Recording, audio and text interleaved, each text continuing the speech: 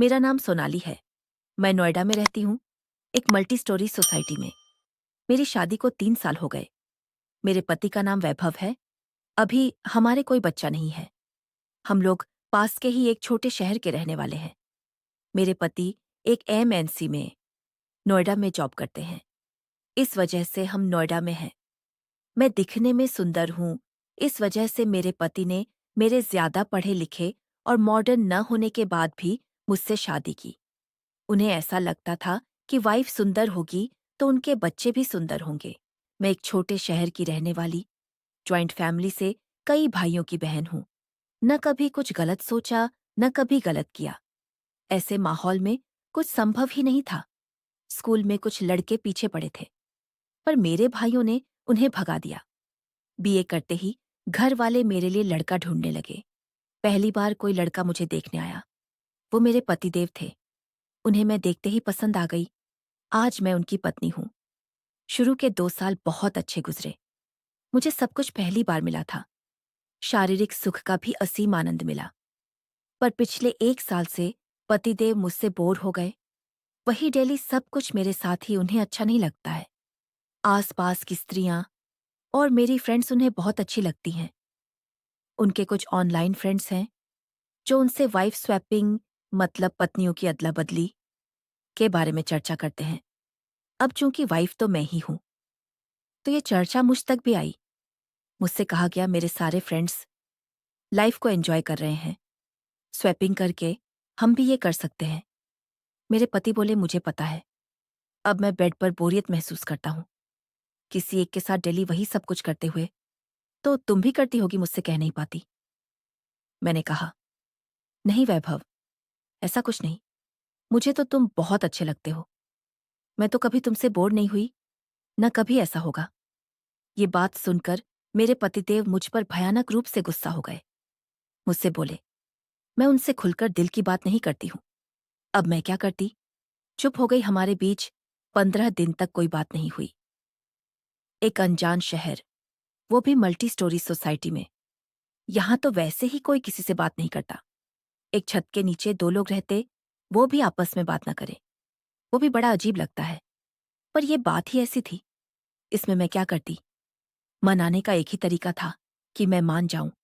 ये मेरे लिए असंभव था। 15 दिन के बाद मुझे लगा, अब तो हद हो गई। या तो बात हो या मैं अपने घर जाऊं, और कोई रास्ता नहीं था। मैंने बात करने की कोशिश की। उस दिन मैंने खुद कहा, आज मेरे ड्रिंक करने का मन है। कभी कभी हम ड्रिंक कर लिया करते थे। इन्होंने ही सिखाया था। ये लेकर आए। हमने ड्रिंक किया। पीकर लोग इमोशनल तो हो ही जाते हैं। ये भी हो गए। फिर हमने शारीरिक सुख भी लिया। बहुत दिन हो गए थे दोनों को, और बहुत अच्छे वाला हुआ। मजा आया।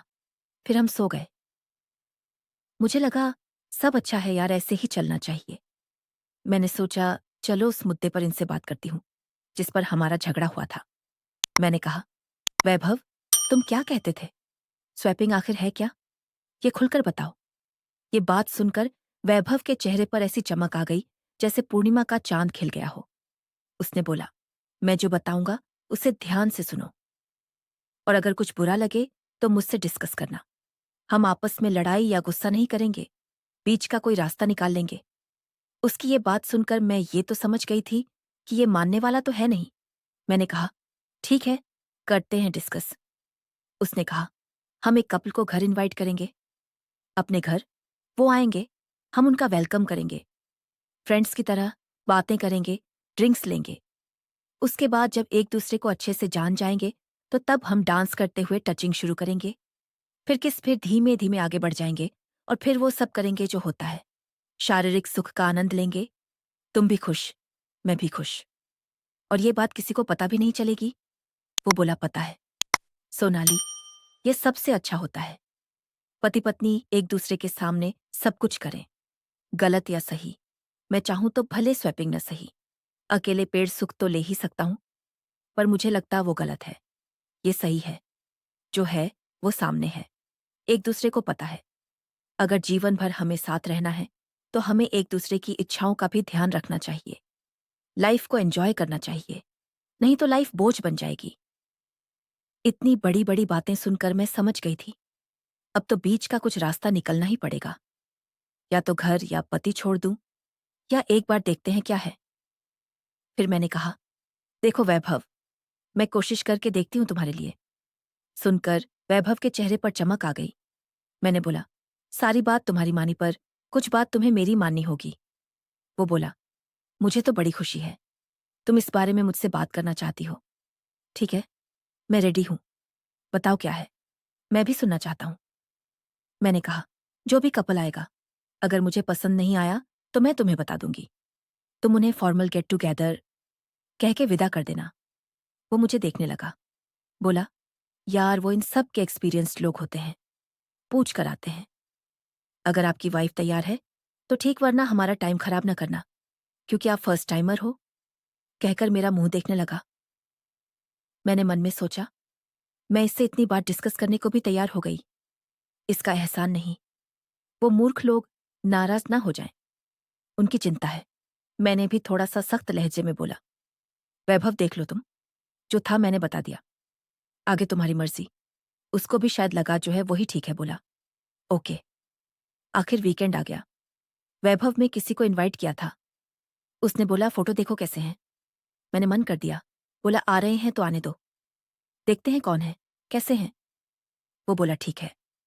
दोपहर 2 बजे के लगभग एक कपल आया, बियर की कुछ केन लेकर। उन्होंने बताया, वो अटैच कपल हैं। लड़का डाइवोर्सी था, लड़की सेपरेटेड थी। वो दोनों मिलकर स्वैपिंग कल्चर में आ गए थे, एक्सपीरियंस्ड थे, ऐसा मुझे बताया गया। हमने बातचीत शुरू की, बियर पीते हुए। थोड़ी देर में माहौल खुलने लगा, पर मुझे वो लड़का बिल्कुल पसंद नहीं आया। मोटा सा अजीब सा लड़का था वो। मैंने वैभव को अलग ले जाकर बोल दिया, मुझे नहीं पसंद। उसने बोला, मुझसे ठीक तो है, क्या कमी है, कौन सी हमें शादी करनी है, थोड़ा एंजॉय ही तो करना है, उसके बाद टाटा कर देंगे। मैं नहीं मानी। मैंने बोला, ये हम पहले ही डिसाइड कर चुके थे।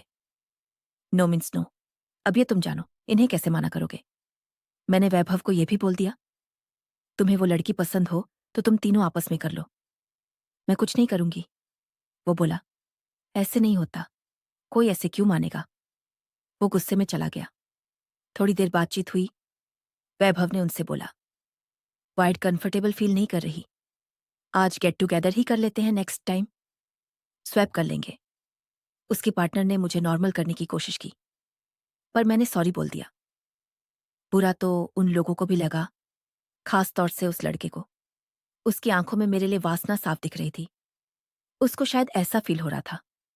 हाथ आई पर मुंह न लगी। फिर वो चले गए। वैभव का भी मुंह फूल गया था, बात नहीं कर रहा था।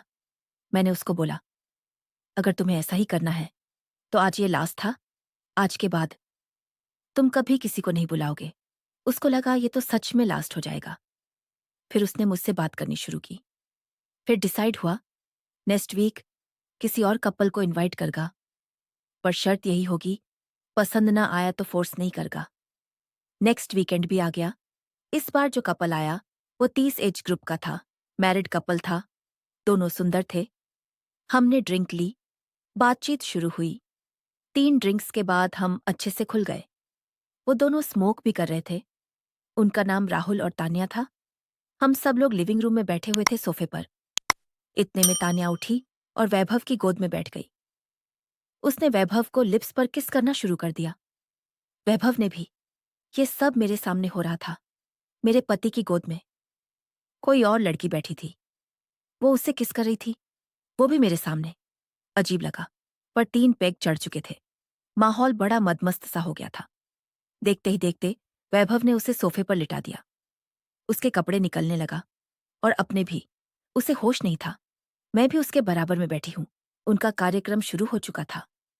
राहुल उठा, मेरे पास आया, मेरा हाथ पकड़ के खड़ा किया, मुझे गोद में उठाया और बेडरूम में लेकर चला आया। मैं सोच रही थी, मेरे पति के सामने कोई और उसकी वाइफ को उसी के बेड पर ले जा रहा है, पर उसे कोई फर्क ही नहीं पड़ रहा।